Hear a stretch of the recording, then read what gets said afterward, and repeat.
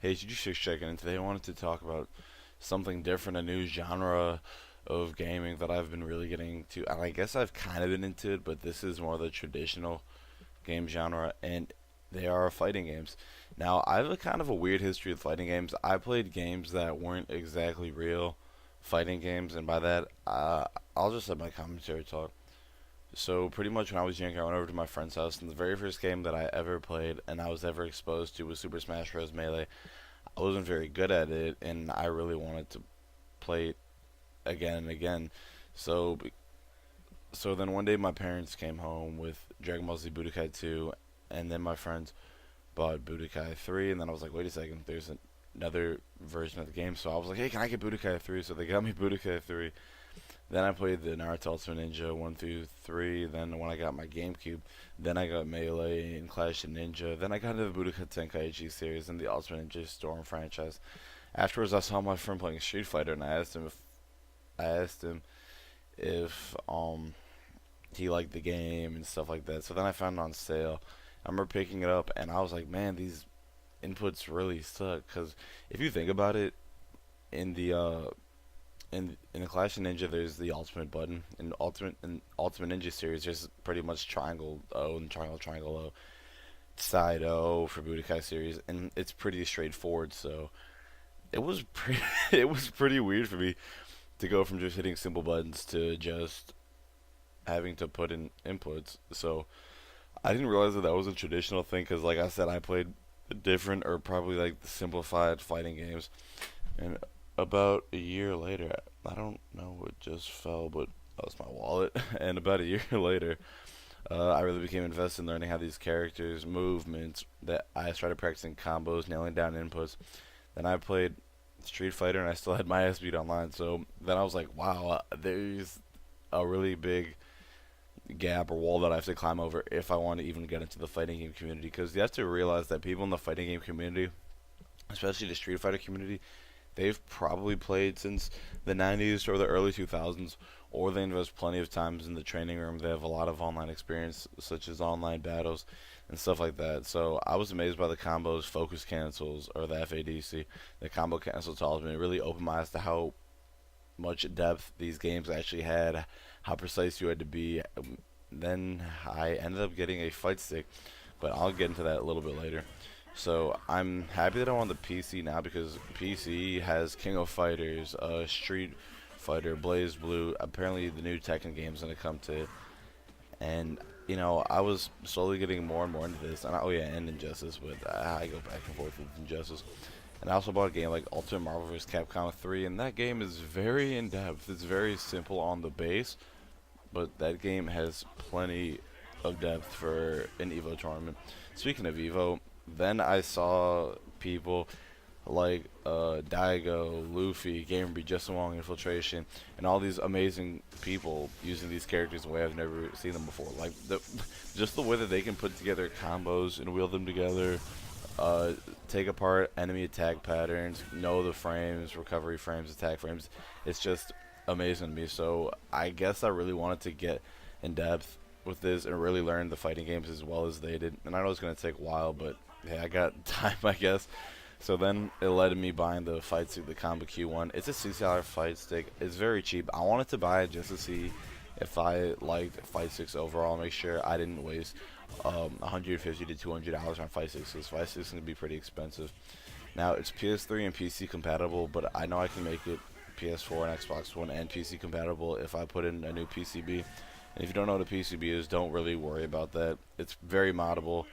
I can add buttons, or I can switch out the buttons to Soundware Submit parts for the stick, the JFL, and it's a pretty solid fight stick. I actually really like it, and I'm really considering buying higher quality parts.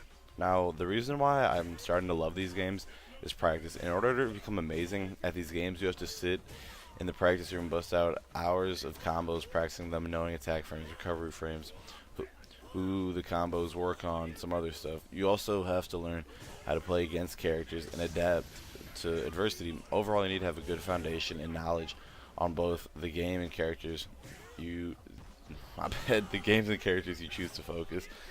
And I just like that a lot. A lot of people are, well, a lot of the society's gamers we have today, it's hard to get them into fighting games because they can't sit down, and a lot of people don't have the focus to just sit down, bust out combos, learn attack from its weaknesses, how to play to your strengths, how to lure the enemy to play into your strengths, how to take apart their attack pattern, and it's just all this depth is what I love gaming for. So I really like that. That's a big thumbs up for me.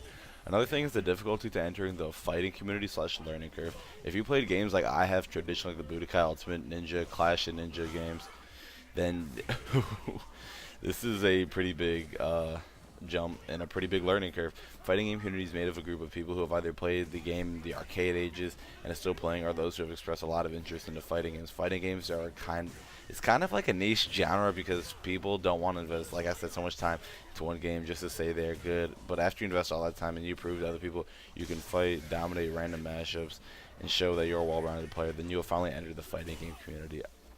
I'm not in that community yet. Only I feel like I'm on the door, but I need to practice more combos, be more consistent with my gameplay. I need to learn more characters. My mains right now are Ken, Ryu, Adon. I'm thinking about switching over to Akuma, but I heard he's pretty overpowered. I'm looking at Evil Ryu. I don't want to learn Oni. And I'm also pretty interested in charge characters at the moment. In the games that I play, I think I already said this, but I'll just say it again. King of Fighters, Injustice, Street Fighter, which is probably my main in Marvel vs. Capcom. And like I said earlier, strategy, no two opponents play the same. In Street Fighter, which is my primary game, like I said, their arms are broken into 2 or 3 fights, mean you win. So after you win 2 or 3 fights, you win. A good player is able to dissect, process, and develop a counterattack for all of your opponent's strategies. It's pretty advanced, but if you're able to do this in rapid succession, you don't need to be good. Just as long as you're able to counter and show up people again and again and again, then hey, that's good. And what is... Alright, that's my heater. And I guess kind of wrap up this video because I don't want it to be too long. I'm not amazing at these fighting games, but I'm going to keep on getting better because I love learning these games. I love all the depth. I love watching Evo tournaments. I love seeing people get hype over this. And I'm happy to know there's a genre of people that actually like this. I enjoy putting time into the practice room, learning combos, landing them on opponents. I like FADCing, learning how to dash forward and back. And I also like learning the fight stick. I feel like, I don't know why, if it's like a placebo effect or something, but I literally feel like a badass after watching them. And there's also a fighting game community on YouTube. It's not as big as maybe the FPS, the anime community, or RPG community, but it's still pretty big, like a couple 100,000 people, probably a million, actually maybe 7 million in the max, because if you guys watch it, Justin Wong and Daigo pair video on Street Fighter 3 out Third Strike, that shit still gets me hyped to this day. And I just want to get to that point where I can just come out of the fighting room and just fight like it's nobody's business. I know it's going to be great once I actually get to that upper echelon of fighting games, that I can actually be a good fighter, make counters and that pretty easily. And if you're interested in getting into traditional fighting games with inputs and such, my biggest advice is to stick with it.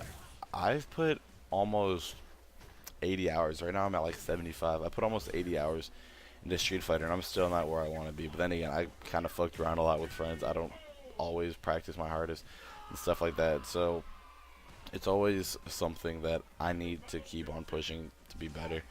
And if you're losing motivation, go play around online. Go play around online. You'll gain all that motivation back to keep on practicing. And the harsh reality is, these games are hard to get into and made for niche audience. I really enjoy them, but they may not be for you.